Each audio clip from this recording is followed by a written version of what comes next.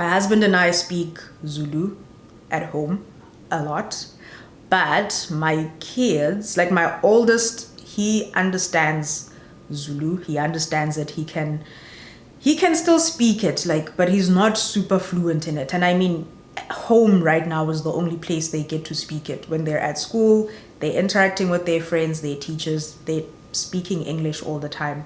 And they only get to hear the Zulu language when they're speaking to us or our family back home over video calls. And my youngest, he understands, like he used to speak only Xhosa and Zulu, like a bit of Zulu, but now he just understands words here and sometimes it's like he doesn't even know really what you're saying. You have to translate things to them. It's one of those things that my husband always says I stress myself too much about it, and even some of my family back home are like, you stress yourself too much about them being able to speak both languages. It will come over time. And it's one of the things that I'm like, okay, yeah, I do agree with the fact that they can definitely learn as they grow. And the reason I say that is because when I was growing up, yes, I spoke Zulu, but I didn't know how to read Zulu. I didn't know how to write Zulu. And I taught myself how to read and write Zulu. So my youngest did not speak any English when we moved to Canada, but he was able to adjust pretty quickly. I can't say I remember a specific time frame to say it was 3 months or I don't know, 6 months. I just know it was pretty quick, like that he started being able to communicate in English, and it just kept getting better till such a point where he wasn't speaking any Zulu or Xhosa. But yeah, it is what it is. So generally for both of them, the transition and the adjustment was not a very difficult one. From a food perspective, I mean, food in Canada, like, it's not like it's so different that you're eating things that are going to upset your stomach because your body is just like, what are all of these foreign things? They have, I'd say, normal food, like, and I put quotation marks on the normal because, like, what is normal really? But food in Canada honestly is the same as back home. We've found a place where we can buy pap. We found a place where we can buy a lot of products from South Africa, but that only came literally after a year of staying here. It was like maybe a year and a half that we discovered this place, and we started going there every now and then. Before that, we were just buying whatever's available at the supermarkets, and it's honestly the same types of food. They have pasta, rice, I don't know, like normal food. The accent side of things, I wouldn't say there was an adjustment to accents.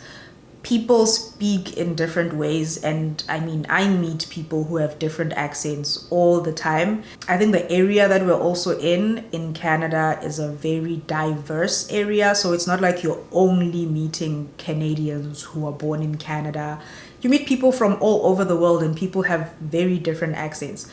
The kids, however, what I've found is that when you meet parents, the parents can have their accents. Like, I still have my South African accent, and I don't think it's ever going to go anywhere. My husband still has his South African accent. I don't think it's going to go anywhere. But with my kids, they don't have a South African accent, just as the other kids that are in the school with them, their accent is different. It's more of a Canadian accent. So from adjusting to accents, I think it's just what you are used to hearing a lot.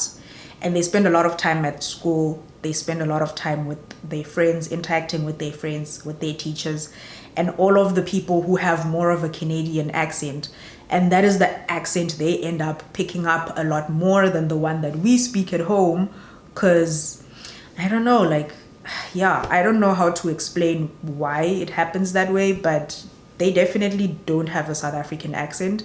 And I think it's because they're not going through, or they're not living in South Africa, and they're not getting integrated into the way that South Africans speak English. So mommy and daddy still have their South African accent, but the kids just adjust to whatever accent is being spoken around them the most by the people that they are around a lot. And that is the accent that they hear at school. If you are struggling to hear what somebody is saying based on their accent, you just politely ask maybe that they repeat the word or whatever, like you know how it goes when you can't fully understand maybe when somebody is saying something. And then the time zone one, so anytime you change time zones, you have to give your body like a couple of days just to get over that jet lag period, where people back where you're from, like where it's home, they're awake.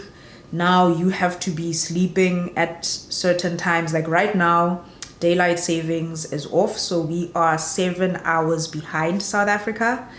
And when we arrived, I remember it took us a couple of days just to get used to the new time zone here. And really, that's the only time that you need to get your body to a point where you're like, okay, I'm in the day. My body's also in the daytime when it's daytime, and it's in the nighttime when it's nighttime. So it was the first maybe 2 weeks, if I remember, week or 2 weeks, it really just depends, where we had to get our bodies adjusted, even with the boys, and they got used to the new time zone. But that's one of those things. If we'd come visit South Africa, we'd have to get used to it over a couple of days.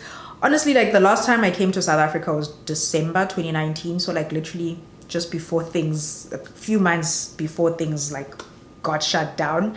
And when I was in South Africa, I didn't have to do anything to like readjust. I don't know why, but I only got hit by jet lag when I came back to Canada.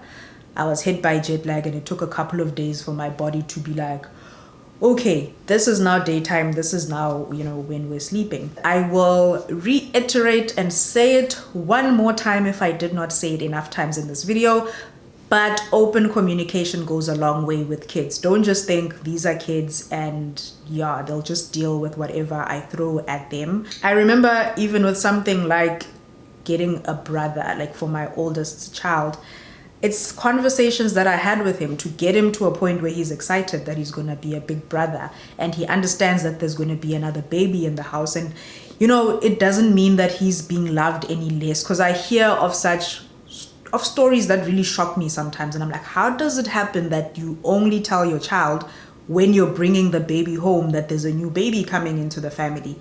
It's like, this child is a part of this family as much as they are young, but trust that they are going to be able to digest certain things. And they'll ask you questions. If there's things that are just really confusing for them, they'll ask questions. Just try and clarify and communicate as best as you can at whatever age they are at.